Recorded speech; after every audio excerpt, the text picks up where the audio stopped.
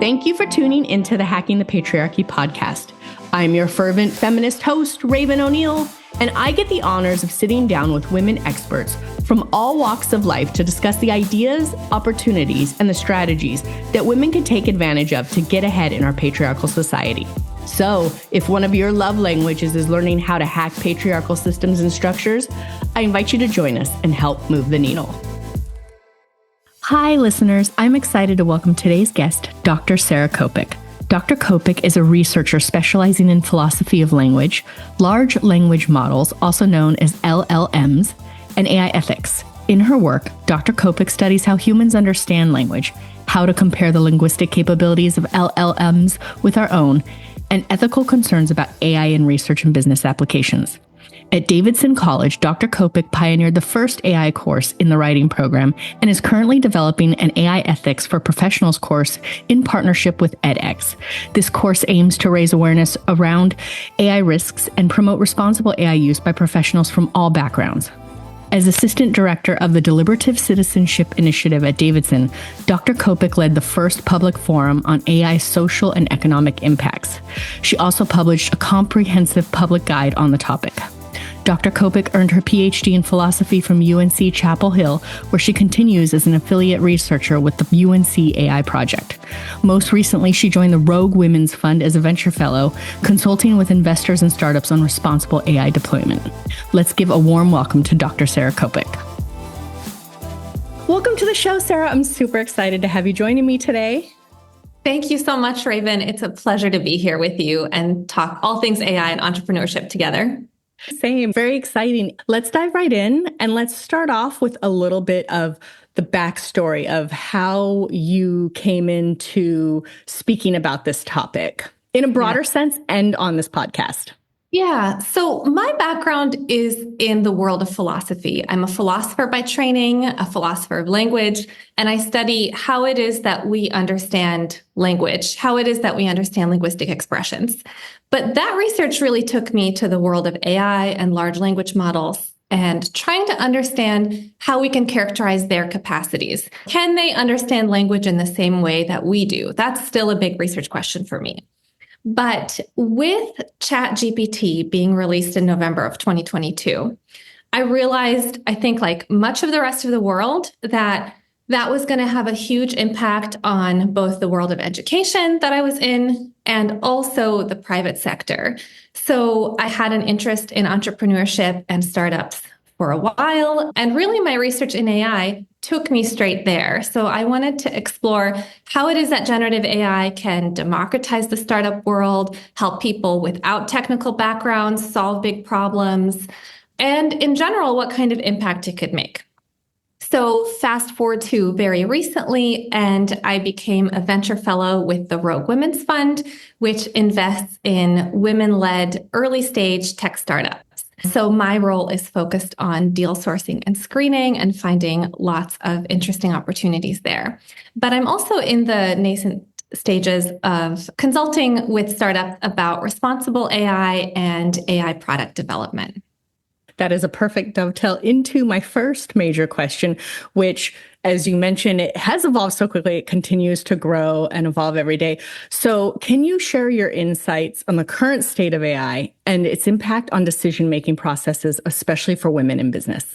So one thing I think that's key to remember is that generative AI really is a new age of AI. And we hear a lot of people saying nowadays that AI has already been embedded in our lives for a long time. And that is true. The way that search engines have worked for a long time has used AI. Text autocomplete uses AI. But those techniques largely rely on machine learning. It's a predictive tool.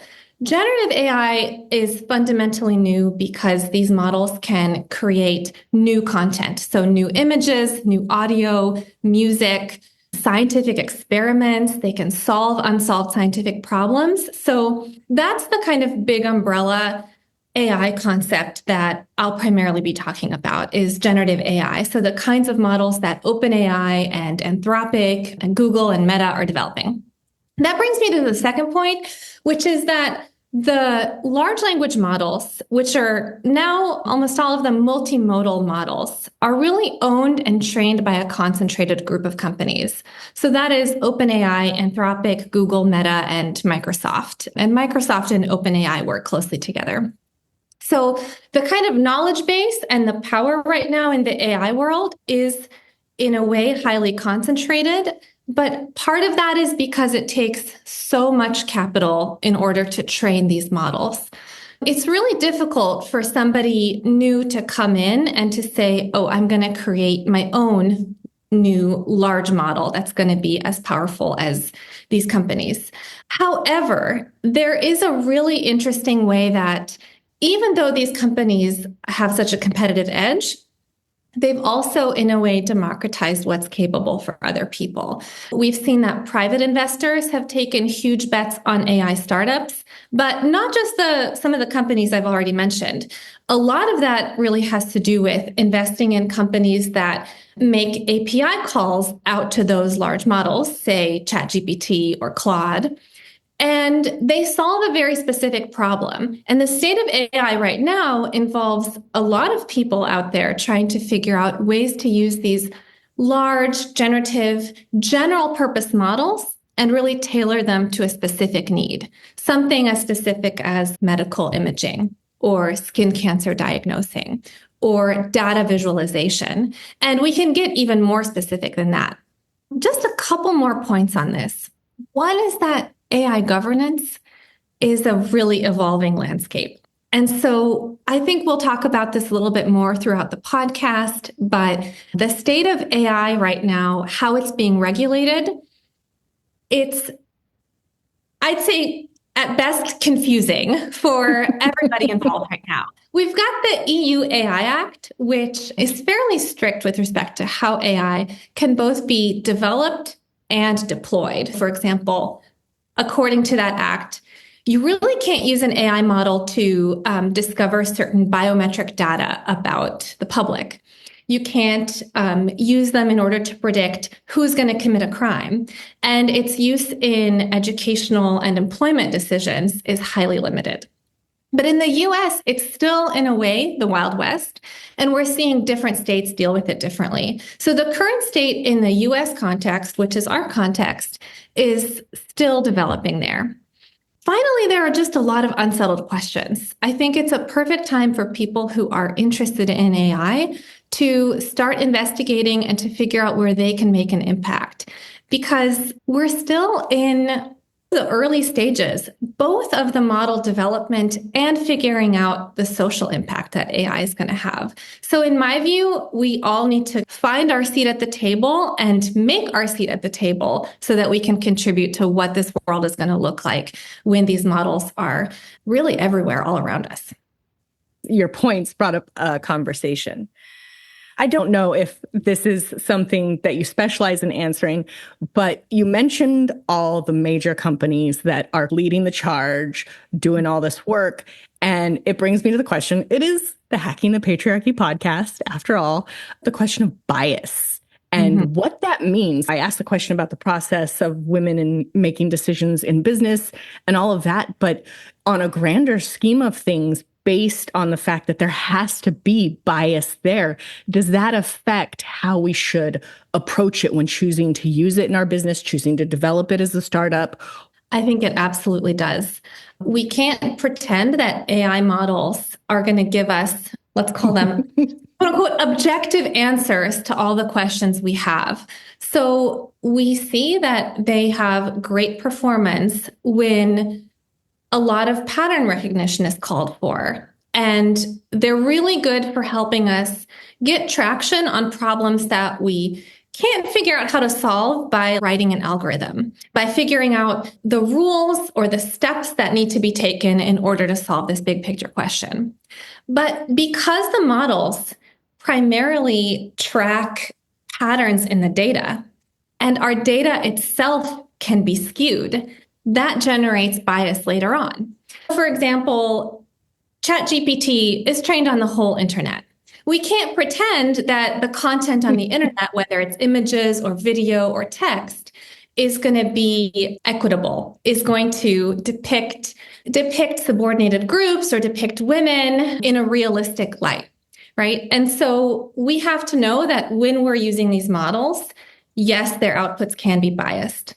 I do think there's a silver lining, which is that the companies who are creating the models have an incentive to try to get rid of that bias, precisely because they want this to be able to be adopted by a lot of consumers and eventually by larger companies and by enterprises. So they want to fix that problem. That doesn't mean they're going to be perfect at it. And that doesn't mean they have the structures in place in order to solve it. But I do think that at the very least, their incentive is aligned in order to address that bias. We've had some interesting cases about bias in AI. One of them was when Google first released their new model, Gemini, and the Gemini model was found to generate images of what looked like racially diverse Nazis. And that was really upsetting to people because not just because the model made this mistake about what a Nazi is, but because it depicted the very people that were subordinated and exterminated by Nazis as holding that position. So incredibly inaccurate and offensive. But Google tried to turn that around. They ended up apologizing for it. They paused the image generation capabilities of Gemini for a time and then tried to iron out those issues. So that was a situation which, in my view, the company wanted to correct for the biases in the models, but they didn't do it in a manner that actually addressed those biases correctly.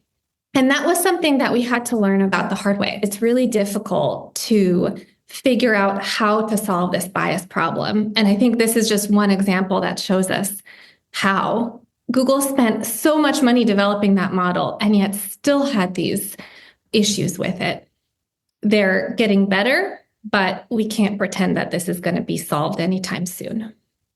Thank you for that answer. It brings me to another point, which is when you're choosing to implement it in your business, how might you see where the blind spots are?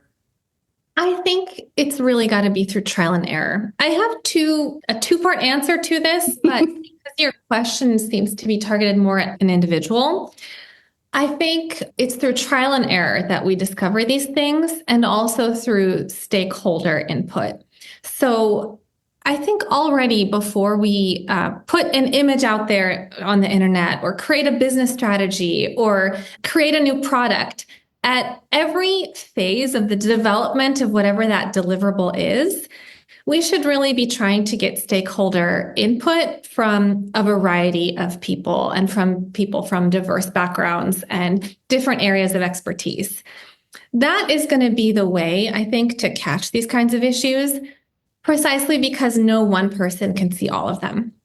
And so I think probably for a lot of people, you've already got frameworks in place where you can say, okay, these are the kinds of key stakeholders I need to talk to before I put this kind of product out there. Or I need to make sure I'm doing customer interviews with lots of different people about how this product is really working for them. The other part of the answer has to do with creating a governance structure. And it's not going to maybe be applicable to every type of business. So if you're just an individual running a consultancy, for example, if you're a one-woman consultancy, you may not need an AI governance structure. But if you're a leader in a kind of enterprise setting where there are lots of different people working on lots of different projects and they don't have clear visibility on what everyone else is doing, it's really helpful to look at AI governance structures that are in place in other companies so that you can get a sense of how are these larger enterprises figuring out whether their AI product development or deployment is ethical, is equitable, is really solving the problems it's meant to solve. So that's the other piece, is to study those governance structures. And we can get into some examples, but IBM, I think, has a really interesting one where although there is a kind of AI governance policies that come from the top, there are individuals throughout the company who play the role of figuring out whether what's happening on each team is in alignment with those broader policies. So that's one example. Because you had said we could dive into those. And really, when women in business are considering implementing strategies that use AI, what are some of the critical factors they should be considering? So I really think that there are 5 main pillars that any AI strategy should have in place or should consider. And I think there are also pillars of responsible AI. So here they are. Model performance. So how good is this model or this AI system, this AI solution at solving the particular problem that you're after? Transparency, which is the degree to which you can see the basis on which an AI model generated a particular output rather than another. I'll come back to that one. So performance and transparency. Security, how secure is that model?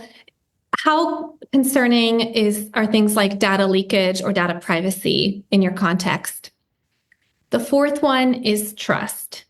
Whose trust do you need to make sure that you keep, and what are the issues that can arise with trust when you're using an AI model? And the 5th is accountability.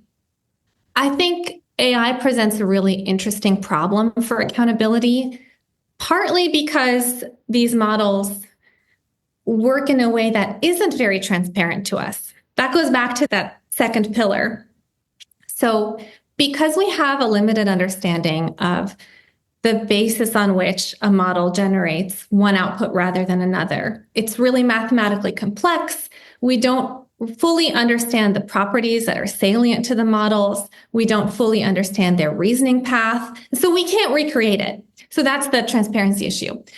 Because using these large language models means that we have limited transparency. We can have limited trust in their output. We need to know that they are really reliable. But we also might have limited accountability because there's not any one person or any one team even that can figure out why the model generated this output rather than that one. So who do you hold accountable when the model does something unacceptable, right? If no person could have really predicted that it was going to generate that output. But the other piece of accountability is that we are very close, I think, to having AI agents embedded in our business lives and in our everyday lives. And so if an AI agent can end up choosing what it wants to do and how it wants to do it, it doesn't seem like the person who's using that agent, like an AI assistant, for example, doesn't seem like that person is responsible for the AI's output, maybe unless that person ended up fine-tuning that AI model. And so I think we're going to have huge questions about who is accountable for what AI agents end up doing. Can we even treat them as responsible parties? And if not, who do we pick as the responsible party in a way that's non-arbitrary? So going back to your question, what are the critical factors? You have to understand the model performance, issues with transparency, issues with security, issues with trust, and issues with accountability. Because all of those factors involve questions that are currently pretty much unsettled, using any kind of AI strategy requires leadership. You have to make tough calls on these trade-offs, like that trade-off between transparency and performance, or performance and trust. And that's just the name of the game right now. That's just the situation that we're in. Is we have a lot of unsettled questions. These are the factors we should consider, but it doesn't mean that any of the questions that a leader in her organization or her business is going to be able to answer easily. So what I heard there too is, like, with the 5, you have to prioritize what's most important to you and what's most important to your company and kind of fall in line with that. Yes. Brutal.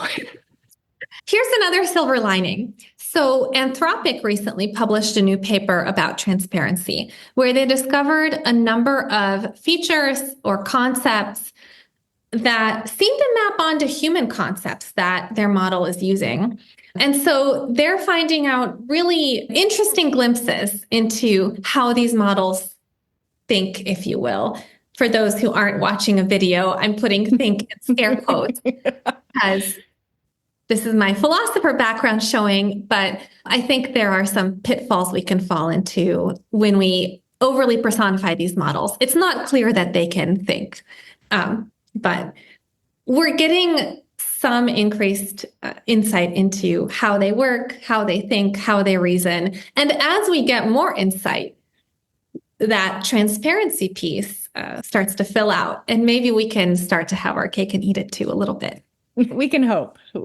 Since this is Hacking the Patriarchy, going back to gender roles specific to AI, how do you feel gender roles affect the dynamic and influence technologies when they're being adopted in business?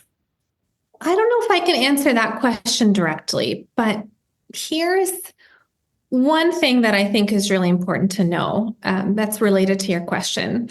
So it's no secret that tech is a very male-dominated industry. And it's also no secret that by far most venture capital investment goes to companies without women founders. One thing that generative AI has done that may change this kind of gender role and capital concentration problem is to democratize software development. I spoke about this at the beginning, but the way that I think it can democratize software development, and the way it already has, is that it allows people with less technical backgrounds to get into the game.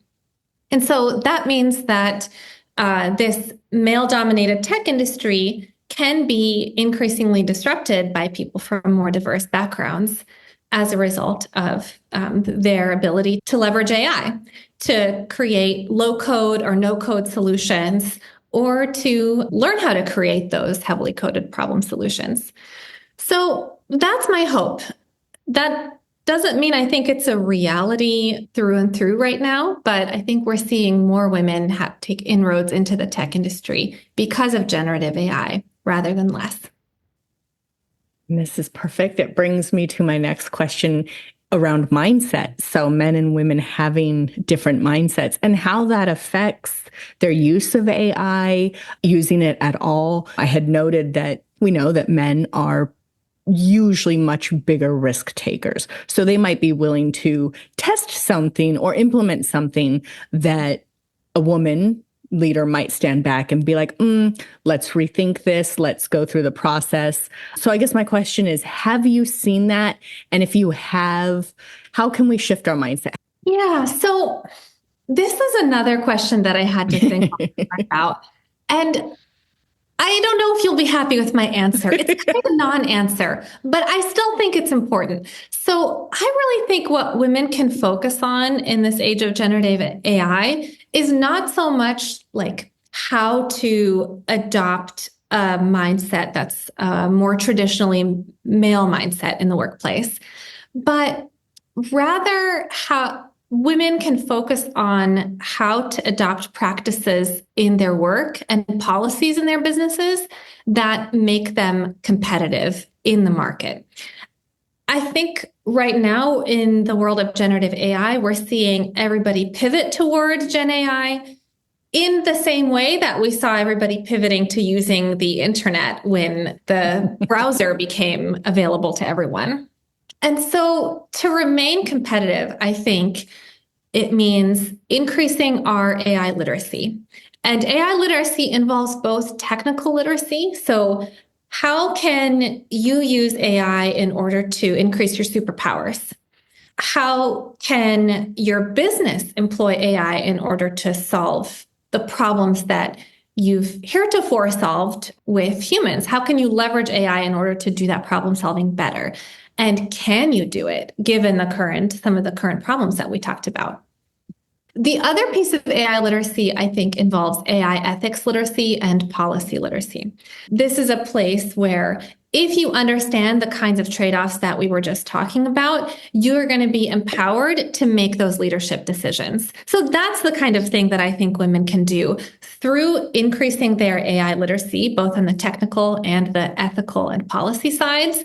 we can then be empowered in order to make those tricky decisions and really to lead our businesses to success. So that's really what I want to see is women leaning in to embrace AI, but in a way that also involves skepticism, right? We want to embrace it in order to maintain our competitive advantage, but also be skeptical, raise questions about bias, about ethics, about accountability. That is what's going to give a business an edge. If you don't have answers to those tough questions, I think it's going to be really difficult to stay competitive. And this is more for solo entrepreneurs, small business. I feel like you learn by doing, you get in there and you play with generative AI. And there is a fair amount of skepticism out there in general, especially with small businesses that don't have the leaders in place and the board in place and all the people to talk through it. So if they want to look into learning the technical and learning the ethics and the policy, where might they go to get that education and to learn? One is going to be a shameless plug. So I just completed filming for a course with my co-instructor, Jamie Sponsel. She's at Davidson College, and I taught at Davidson last year. And we created a 1-week AI ethics crash course for professionals. So the course is still being edited. It's not live, but it's in partnership with Davidson College's HERT Hub for Innovation and Entrepreneurship and edX. But there are lots of courses like that out there. You can find longer form courses that are entire programs or really short crash courses that help you develop a particular skill. Some of them focus on something very practical like an individual person's prompt engineering. And some of them are bigger picture kind of ethics and policy questions that professionals need to engage with. And that's what our course focuses on. But I'd say look at edX, look at Coursera, look at Google's free courses, find where you have a knowledge gap and fill it in as much time as you have, because that's going to enable you to start the kind of problem solving that you need to do. And then you will couple that with your own knowledge about your business and about your customers in order to drive increased value. Oh, thank you. If they need it, they can go to you. I didn't even plan that plug, but that was perfect. That's one thing, but not just me, right? There are lots of AI experts out there, and find the solution that is going to speak to your interests and your problem right now. And the other thing I want to say is going back to your own suggestion, play with the models yourself. Get hands-on, especially with the premium models. I'll see people make comments about, for example, GPT's capabilities. And ChatGPT 3.5 is a very different beast than GPT-4 and GPT-4o, because the newer models are trained on data that's orders of magnitude larger than the previous data sets. So that means that the models have increased capabilities, increased accuracy, and we don't want to make our judgments about what's possible based on those older models. We want to know what's possible right now, and that you can really only get by playing with the newest models. Yeah, get in there, give it a try.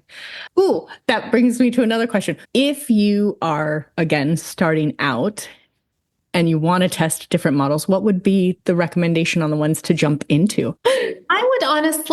I would jump into Anthropic's Claude and OpenAI's ChatGPT. I think those are the two that I find keep vying for the number one spot on various kind of benchmark ratings. But I would say if you've got Microsoft Copilot, for example, in your business, play with it more. If you haven't already tried it, Copilot uses OpenAI's model. Mm-hmm. So you'll get the same capabilities, but dressed up a bit differently. So those would be my recommendations. If your budget is very tight, you can use the free versions, or you can use what's provided to you in your company. And if you've got the budget, dish out for the top tier models. All right. My final question before we start wrapping it up. Sometimes you might need an AI solution to help you, and sometimes you don't. I imagine in tech, some service-based, you're going to have a very different use case. How do you discern that this is something you should use for AI and something you shouldn't? Yeah. So I think there's one kind of North Star to this question, which is that generative AI is very good at solving problems that require large-scale pattern recognition and also problems that we can't solve by writing an algorithm. So any kind of problem that you can think of where we don't know how to specify the rules, or there just are no rules to get to the solution. Design is one example. You might want to add an addition to your house, and you've got certain criteria about lighting and sustainability and budget, but there are any number of designs that can meet those constraints. That's a kind of creative process. And we just can't specify an exhaustive rule set to solve that problem. If we could, we wouldn't need generative AI, for example, or we wouldn't need human designers and artists in order to do it. And I'm not saying that generative AI can or even should replace those human designers and artists. But what I'm saying is that the way to tell whether generative AI is potentially a good candidate for solving a problem is by asking yourself, can I write, or can someone else with a technical background write a set of rules that solve that problem? If not, then generative AI could be a good application. And also, is the data set large enough that interesting patterns will emerge, patterns that are the basis for creativity? And if so, generative AI is also good for that. There are a couple of really interesting areas of application for Gen AI. So one is drug discovery. It's a process that involves a large knowledge base and also creativity. But we've also seen it, of course, in image generation and also in design and music generation and so on. Okay, so wrapping this up, I end every episode of season 2 with this so far. What are your top 3 hacks, or in this case, top 3 takeaways around AI and how people can use it, how people should use it, how you can get started, whatever those hacks are? Okay. I think my hacks are going to be big picture just because I've got big picture thinker training in me. The first one is I think women, and I think everybody, should study how AI is projected to impact their industry and their work. So we can do this by finding newsletters that speak to our concerns, and also by keeping up with state and federal regulation about AI development and deployment. So keep an eye on how this new technology is going to impact your particular work, because it's going to continue to change. So we can't pretend that we can study the situation right now and fully understand it. We have to constantly be learning.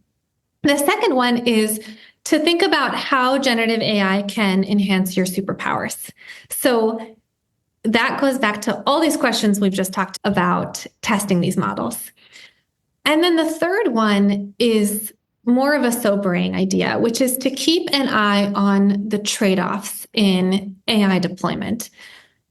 We should also keep an eye on the trade-offs in AI product development or AI model development, but really, most of us aren't involved in AI product development or AI model development. Most of us are on the side of deploying these models for particular use cases. And so keeping an eye on those trade-offs really goes back to thinking about AI ethics and asking questions like, should we use a model where we have limited visibility into how it thinks, so to speak, in order to get this high performance? When do we need to be able to understand why a model generated an output? When do we need to be able to justify to our customers or to others why a particular output was generated? If you have to be able to justify that, then maybe generative AI for now isn't the right solution because of that limited transparency. So those kinds of trade-offs, I think, are important for all of us to keep an eye on, and on how those are developing over time. All right, for those tuning in, who want to connect, want to take your course, or just pick your brain, learn more about any of the things you're doing, how can they reach out to you? Probably the best place is LinkedIn, Sara Copic, SaraCopic. You can also find me at my Substack, saracopic.substack.com, where I write about AI ethics and responsible AI. Awesome. I'll put those in the show notes. Thank you so much for joining me today. It has been a wonderful conversation. Thank you so much, Raven. I've really loved talking with you about this.